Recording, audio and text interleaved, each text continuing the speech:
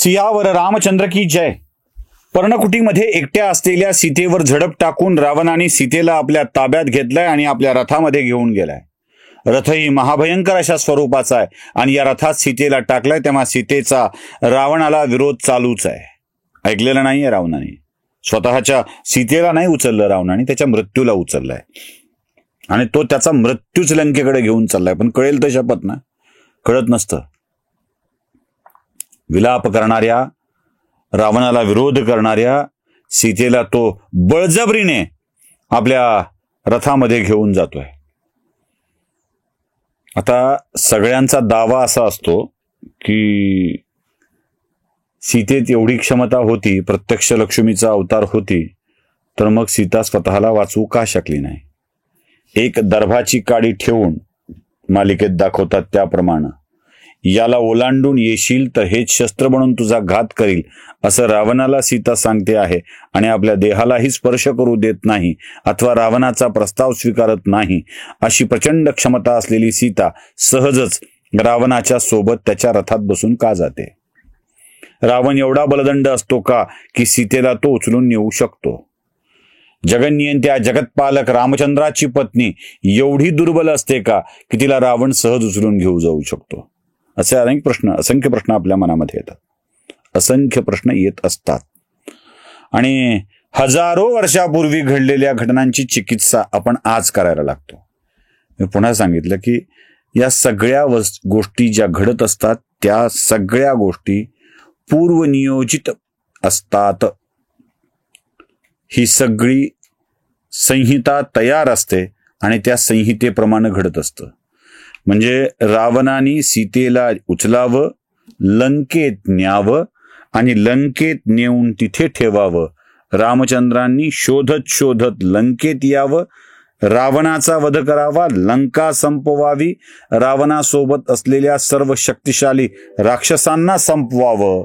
रावणाची लंका कोणत्या राक्षसाच्या हातात जाण्याच्या ऐवजी ती अशा सुरक्षित हातात जावी जो धर्माने राज्यकारभार करील, यासाठीची सगळी व्यवस्था करायची आहे. त्यामुळे हे पूर्व नियोजित आहे, हे नियोजन आहे, हे लक्षात ठेवा.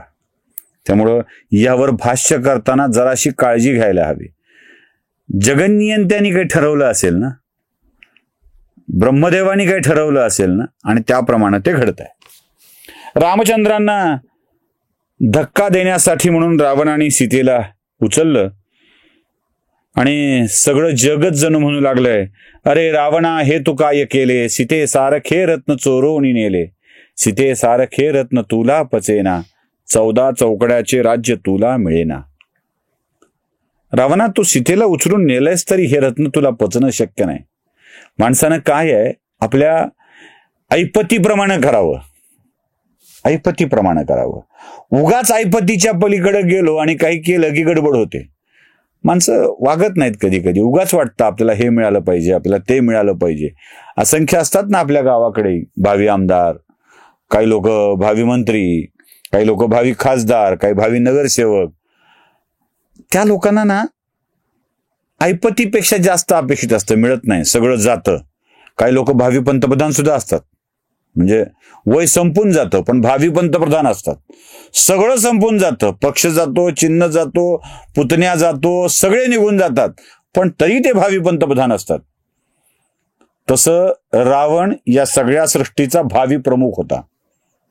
त्याला वाटायचं आपण काय ब्रह्मांडाचे स्वामी, अब कभी कभी लगता है साला आपणच भगवान है, अशी वेळ रावणाच्या मनामध्ये येत होती.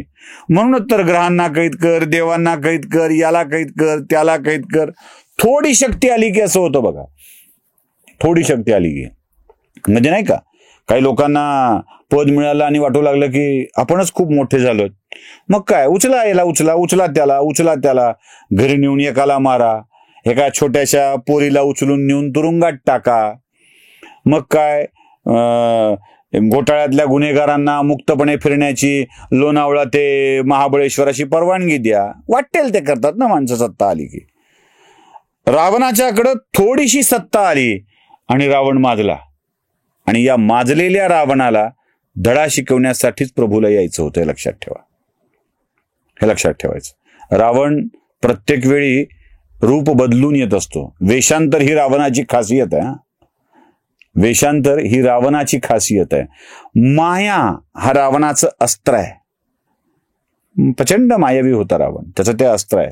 असे अनेक मायावी राक्षस त्याच्याकडे होते की जे रूप पालटून यायचे. आजही असंख्य रावण रूप बदलून येतात. कोटावरून जानवं घालतात तो रावण. काय सांगावं रूप बदलणाऱ्या रावणाचं, काय सांगावं. म्हणजे लोक गंगे स्नान करायला सोवळं घालून जातो आता रावण. काय रावण काहीही करू शकतो, मायावी आहे आणि रूप बदलण्यात तो माहीर आहे. अशाच माहीर असलेल्या रावणानं काही काळासाठी सीता उचलून नेलेली आहे. हा मोठा काळ नाही आहे, 1-1.5 वर्षाचा एकूण काळ आहे. तोही प्रवासाला लागतो म्हणून. आणि सीतेला आपल्या रथामध्ये घेऊन रावण निघालाय आणि सीता आता विलाप करू लागली आहे. इतके वेळ रावणाला धमक्या देत होती, तुझं काही खरं नाही. आणि मग तो आपला निरोप जावा यासाठी सीता जोरजोरात विलाप करू लागली आहे. आणि आकाशमार्गे निघणाऱ्या रावणाला त्या रथाच्या बाजूला जाणाऱ्या पक्ष्यांना बघून, झाडांना बघून सीता सांगते, पर्वतांना सांगते, अरे सांगा माझ्या रामाला की या दुष्ट रावणानं सीतेचं हरण केलं आहे आणि तो दक्षिण दिशेला घेऊन निघालेला आहे. सांगा, ज्याला ज्याला कुणाला रावण दिसेल त्याला सांगा की रावण मला दक्षिण दिशेला घेऊन निघालेला आहे. ती लक्ष्मणाला हाक मारतीये, लक्ष्मणा आता कुठे आहेस? रक्षणाची जबाबदारी तुझ्यावर होती ना, आता कुठे गेलास? काय करतोयस? सारखं विचारतीये सीता. रामाची करुणा भागतीये, लक्ष्मणाला बोलवतीये. तो सांगत होता ना लक्ष्मण की नको, मी आहे, मी थांबतो. नाही ऐकायचं. जा जा म्हणून सांगितलं, पाठवून दिलं आणि आता मोठी अडचण होऊन बसली आहे. त्यामुळे ती लक्ष्मणाला विनवती आहे, रामाला विनवती आहे. आणि त्याच्या या सगळ्या करुणामय आवाज असं म्हणतात सगळीकडे पोचतोय. एक पक्षी जटायू निद्रिस्त आहे आणि या निद्रिस्त असलेल्या जटायूला आवाज सीतेचा येतोय आणि त्याला कळतंय की हा माता सीतेचा आवाज आहे. आणि तो आकाश मार्गे येतोय, रावणाच्या रथाच्या समोर उभा राहतोय आणि रावणाला म्हणतोय, थांब रावणा, मी जो मगाशी श्लोक सांगितला ना, अरे रावणा हे तू काय केले, सीते सारखे रत्न चोरून नेले. रावणा काय करतोयस? अरे तुला या नैतिकतेची अनैतिकतेची चाड उरली आहे की नाही? आणि मुळात तू पुलत्स्य कुलोत्पन्न राजा आहेस, लंकाधिपती आहेस. तू आपल्या राज्याचा विस्तार सगळ्या बाजूनी केलेला आहेस. अशा वेळी एका राजाचं कर्तव्य बनतं की स्त्रीला संरक्षित केलं पाहिजे, स्त्री सांभाळली पाहिजे, तिचा अवमान अनादर करू नये, तिचं रक्षण केलं पाहिजे. ती ऑल टाइम प्रोटेक्टेड आहे, ऑल टाइम प्रोटेक्टेड आहे. इथे रक्षण केलं पाहिजे आणि ते रक्षण तू करावंस अशी अपेक्षा आहे.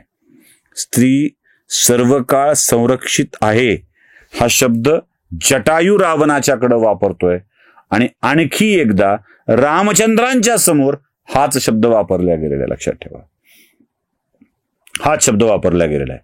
फक्त भाषा वेगळी आहे पण हाच शब्द वापरला गेलेला आहे, ऑल टाइम प्रोटेक्टेड. आणि यावरूनच बरेच जण खल करतात, उगाचच शिव्या घालतात, मग रामायणाला घालतात, मनुस्मृतीला घालतात. त्याचे स्पष्टीकरण मी पुढे करणार आहे. ज्या वेळेला रामचंद्र रामेश्वरच्या समुद्र किनाऱ्यावर जातील ना, तेव्हा त्याचं स्पष्टीकरण तुम्हाला होईल.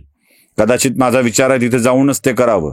बघूया काय प्रसंग येतोय, ती संधी जमतीये का, पावसाळ्यात तिथं जाता येईल का, हे सगळे प्रश्न आहेत. पण तरीही आपण प्रयत्न करूया. जटायू रावणाचं मन परिवर्तन करण्याचा प्रयत्न करतोय. जटायू रावणाला समजावून सांगतोय, पण ऐकेल तो रावण कसला? काय होतोय जटायूच्या आणि रावणाच्या मधला संवाद आणि या संवाद पुढे कशात बदलतोय ते बघूया पुढच्या भागात. सियावर रामचंद्र की जय.